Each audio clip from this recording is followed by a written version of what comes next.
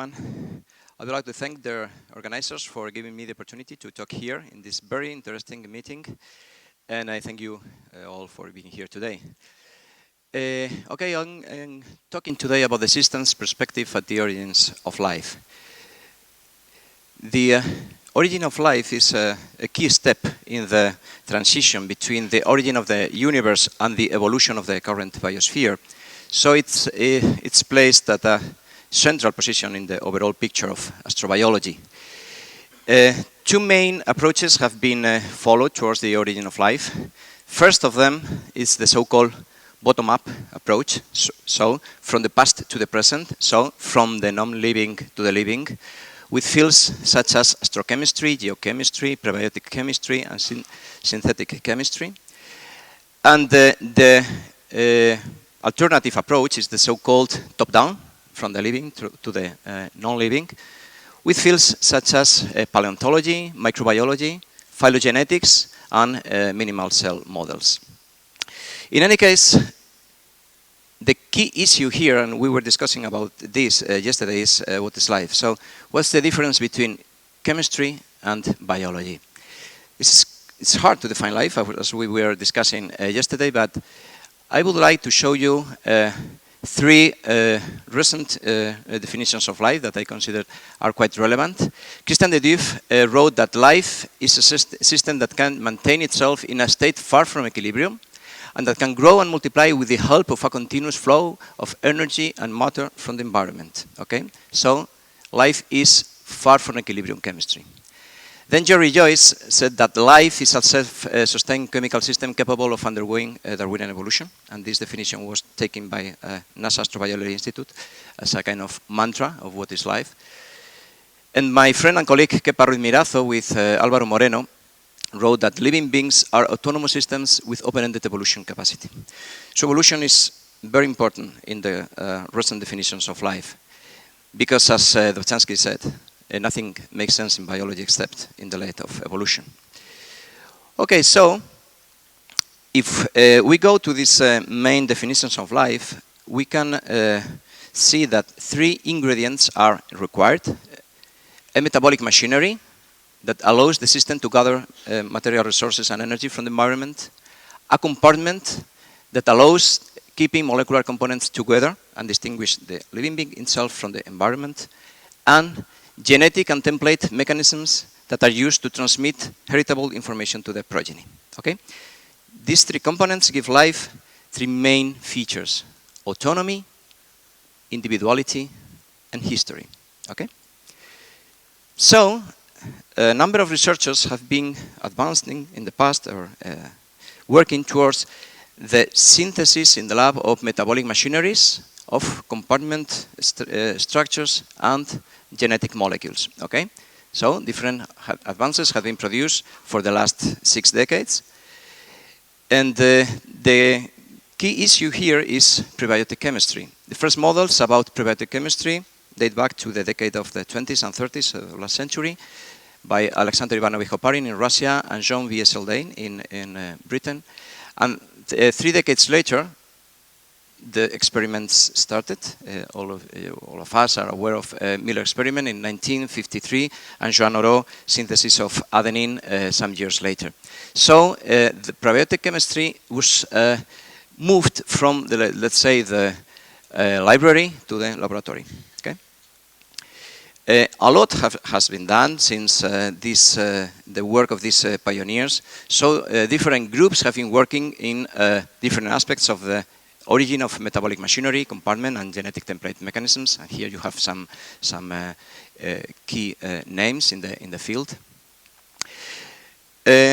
About metabolic machinery, different groups have been trying to synthesize the main molecules and to envisage the main pathways towards different kinds of metabolism, inspired by some of the metabolism present in current cells, and also in metabolism associated with geothermal energy, so in hydrothermal vents. So two main approaches towards the origin of metabolism has been developed. Those favoring an heterotrophic origin, they require a complex prebiotic chemistry, so a complex prebiotic soup, But with this prebiotic chemistry, lots of reduced carbon molecules can be available for the living being, and a simple metabolism, relatively simple metabolism, is required. In turn, chemoautotrophic origin leads with a simple prebiotic scenario, but it requires a complex metabolism. So these are two open fields. Regarding compartment, different experiments have tried to synthesize amphiphilic molecules, different kinds of amphiphilic molecules, from different precursors, including CO, water, and others. Then, to self-assemble these amphiphilic molecules in membrane-based structure, such as bilayers, micelles, or liposomes, and then to study the dynamics of such compartments, the pH dependence, the growth rate, the competition between them, etc. Others have studied mineral surfaces, compartments associated to the surface of pyrite, for instance, and other minerals present in hydrothermal vents. Here, the controversy is about if the first compartment were early protocellular environments or mineral compartments. The membrane-based ones allow easier bioenergetics and reproduction of the system, but the mineral surfaces are required for chemoautotrophic metabolisms. Okay? Regarding the origin of template and genetic mechanisms, different nucleobases have been synthesized in the laboratory. And here the open question is how nature and why nature chose these 5 nucleobases present in DNA and RNA instead of the enormous number of different nucleobases that are chemically possible. Others have been studying the polymerization of ribonucleotides. This is a very open field. The polymerization requires an activation of the ribonucleotide, and it has been shown that in bulk water solution, this polymerization is not so efficient. It leads to only dimers to tetramers of RNA, but using mineral surfaces, water lipid, and waterized interfaces, the situation is better, and you can get up to 50 mers of RNA abiotically, so it's quite important. Other groups have been working in the synthesis of alternative backbones lacking sugar and phosphate that could have preceded RNA, perhaps during the RNA world. So within this field is key the RNA world model, the so-called RNA world model. It was coined in 1986 by Gilbert, taking together all the biochemical evidences that have been accumulated in the previous decades. So if we can imagine something like this, the original evolution of life, the RNA world would explain how an RNA could have been working as a genetic material and also as a molecule able to perform catalytic activities.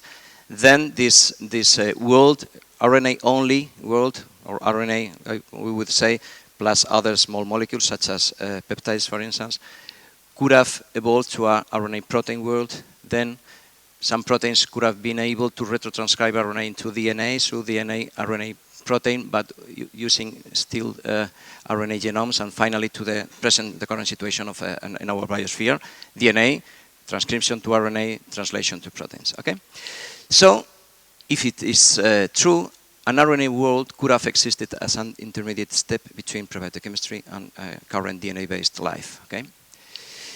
In this field, one of the drawbacks is that the synthesis of ribose is an efficient process. Also, the synthesis of pyrimidine nucleobases is not robust, and the linkage of ribose and nucleobases fails.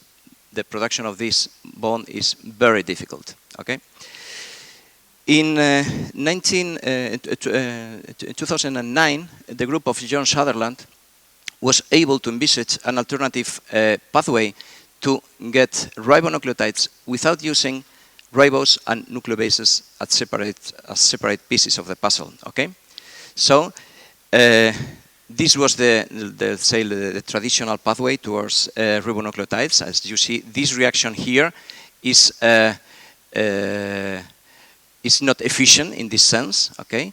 And the bond between the nucleobase and ribose together ribonucleoside is not efficient. Okay, In Sutherland's approach, common 2-aminoxazole intermediate was synthesized that allowed the direct synthesis of the ribonucleotide without requiring cytosine as previous, let's say, monomers for this complex molecule. So this is very important because it was the first, let's say, systems-based approach in the lab to get a complex molecule from a very simple molecule and not having in mind how the shape of the current molecule is suggesting.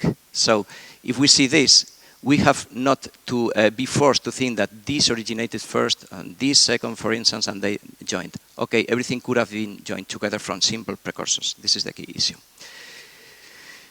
So probiotochemistry is now quite a complex field. Lots of reactions have led to the production of the monomers of proteins, amino acid chemistry, nucleobases, sugars, and nucleotides, and also lipids. And the next question was, okay, instead of trying to get the different components of the three subsystems, could it be possible to envisage systems to produce at the same time the parts of these three components? So this combination of the ternary system was first taken seriously in the laboratory by the group of John Sutherland again. They were able to, in a nice paper published in 2015, this is not right, sorry, 2015, they showed how, they could be able to suggest common origins for the precursors of proteins, RNAs, and lipids, okay? So, ribonucleotides, the precursors of lipids, and the amino acids, the precursors of proteins. The precursor molecules are quite simple, basically hydrogen cyanide and a couple of them. This works very well in the presence of UV light and hydrogen sulfide as a reductant, and this can be also accelerated by copper photoredox cycling. And what is important, apart from the clever scheme suggested here that allows for the first time having a bit of everything required for life from simple common precursors, the interesting point is that they are able to suggest a geochemical scenario for this associated to impact events. So meteorites could have taken some of the ingredients, mixed with the ingredients already present on Earth, and make a chemistry complex enough to set up the first stages of life. So different, let's say, small little ponds could have been working, perhaps separately in some cases, and then could have been combined. The chemical solutions here, thanks to the rain or to increasing the level of the oceans or whatever. So this is a very systems-based approach towards the origins of life. In any case, it's necessary to go further and to try to imagine how genome, metabolism, and compartment can't be operating together in this path towards life. This requires a very new systems-based thinking in this probiotic chemistry framework. Traditional fields such as synthetic biology, synthetic chemistry, and molecular biology are quite reductionistic, not so systems-based. We usually work with a very limited amount of molecules in pure solutions, in water. Nothing is complex, and we want to go to a very easy solution from a chemical view. But we have to move towards supramolecular chemistry, systems chemistry, and systems biology. Okay. Systems biology, it's a kind of combination of quantitative experimental data and models that allows further insights into the dynamic behavior of living beings. This has allowed this so-called omics revolution, proteomics, genomics, metabolomics, since the decade of 1990s. And then system chemistry is a new research program in chemistry that could ascertain the roots of biological complexity. Okay? It was established in 2005, and it was inspired by the seminal ideas of Tibor Ganti and Gunther von Kriedowski. It leads with complex systems, so those whose properties cannot be attributed to any of the components in the mixture, but to the interactions among them, and they promote self-organization. Okay? Systems chemistry studies dynamic and diverse reaction cycles, in some cases coupled autocatalytic cycles, making use of prebiotically relevant compounds combined in high levels of molecular heterogeneity. So we are moving towards the complexity that life could have required at the beginning. So more realistic and integrative approach is possible thanks to this systems view, in which all the molecules should have been combined together in the presence of catalytic surfaces, catalytic organic molecules, and trying to get solutions to the different problems that those working in metabolism, in a compartment, and in genetic material as isolated systems have been facing for the last decades. This has some advantages over traditional probiotic chemistry. It allows more robust synthetic pathways, also more difficult, but more robust. For instance, the traditional replication first versus replication first scenario or controversy can be substituted by a new one, a new scenario in which all the molecules could have been co-evolving from the beginning and interacting among them. And this integrative approach could help explain the transition from complex, though still thermodynamically driven chemical system to simple but already kinetically controlled living beings. Okay? Autocatalysis, as I was telling before, is a key concept in prebiotic systems chemistry for the three subsystems. So small molecules can catalyze here the synthesis of themselves. Also, template chemistry allows the replication of a genetic machinery, a genetic molecule from activated precursors. And regarding compartments, amphiphilic molecules can self-assemble in vesicle and keep on maintaining the compartment. This is important because in far from equilibrium conditions, so provided that we have enough energy and matter for the system to evolve, the functional coupling of these three interacting subsystems, okay, could have led to a self-sustained autonomous chemical system with exponential growth, so two living beings. Okay? That's why it was important to have at least some operational definitions of life at the beginning. So, different experimental avenues has been designed since the last decade, let's say, towards the integration of metabolic machinery and compartment. For instance, the encapsulation of the Formose reaction within liposomes, the lipid encapsulations of catalytic active minerals, for instance, pyrite and others. Very interesting efforts towards compartmented chemistry, so including, for instance, non-enzymatic polymerization of peptides and nucleic acids inside vesicles. This is part of the Jacques Sostak's work. And the synthesis of adipeptide, this is also Sostak's work, by the catalytic dipeptide series encapsulated in oleic acid vesicles. So these are efforts towards the integration of metabolic machinery and compartment. Regarding the integration of metabolic machinery and genetic and template, in the lab, it has been investigated the catalytic properties of RNA and ribonucleoprotein complexes, or ribozymes. Ribozymes are metabolic and metabolic RNAs, so metabolism and template is together there. Others have analyzed the interaction of RNA with small molecules such as peptides, cofactors, etc., to improve or increase the catalytic capabilities of RNAs. But the generalization of these in vitro experiments that are trying to evolve RNA molecules with new biochemical capacities should be increased. So there's a lot of room to improve this interaction between metabolism and genetics. Finally, regarding the interaction between compartment and genetic mechanisms, the encapsulation of genetic polymers with self-reproducing vesicles has been achieved in Jack Szostak lab also. These vesicles being formed by prebiotically plausible amphiphilic molecules.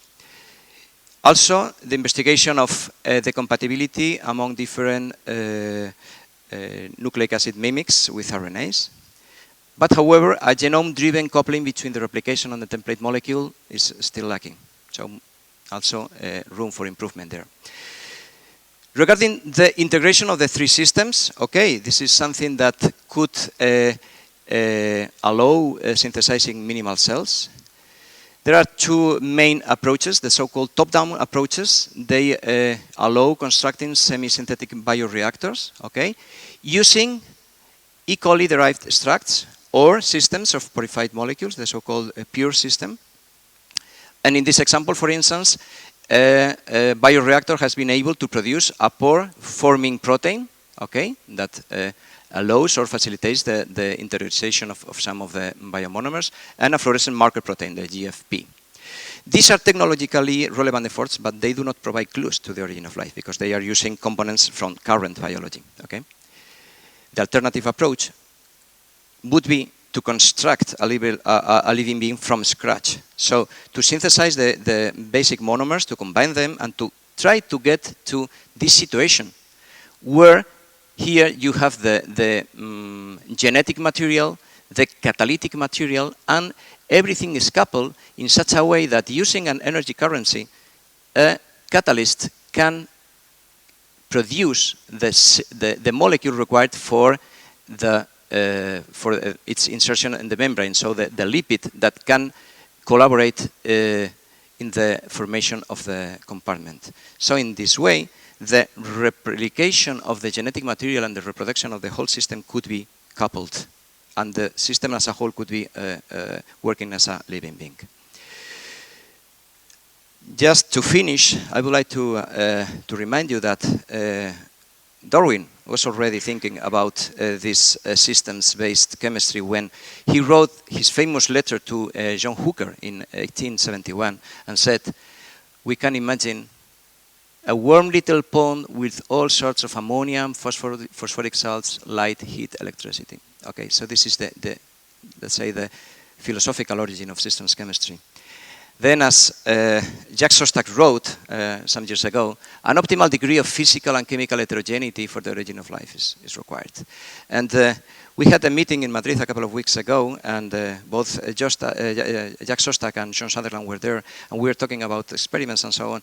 And John Sutherland told something very interesting. He told, okay, let's make it dirty, okay? Because life has been systems. Life is dirty. Life uses small little ponds with mud, with different molecules together. Life has nothing to do with the test tube of a molecular biologist. Okay, so let's open our minds. Let's broaden our experimental pathways and try to make dirty the experiments we are planning. Okay. I finish by thanking my two friends and colleagues, Andrés de la Escosura and Kepa Ruiz Mirazo, because the three of us together are working in these ideas I am showing you today, and because the three of us work as a real ternary system. Okay, and I thank you very much for your attention.